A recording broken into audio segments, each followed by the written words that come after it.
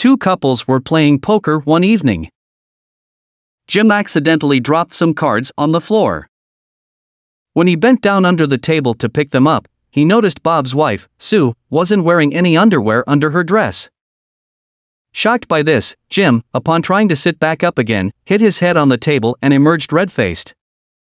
Later, Jim went to the kitchen to get some refreshments. Bob's wife followed and asked, "Did you see anything that you liked under there?" Surprised by her boldness, Jim admitted that, well, indeed he did. She said, "Well, you can have it, but it will cost you $500. After taking a minute or two to assess the financial and moral costs of this offer, Jim confirms that he is interested.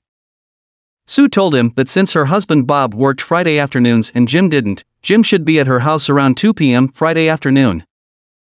When Friday rolled around, Jim showed up at Bob's house at 2 p.m. sharp, and after paying Sue the agreed sum of $500, they went to the bedroom and closed their transaction, as agreed.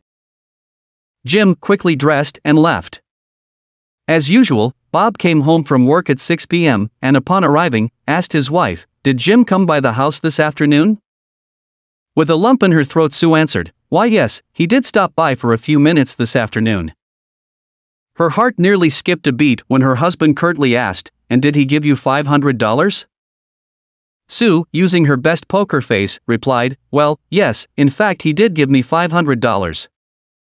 Bob, with a satisfied look on his face, surprised his wife by saying, "He came by the office this morning and borrowed $500 from me.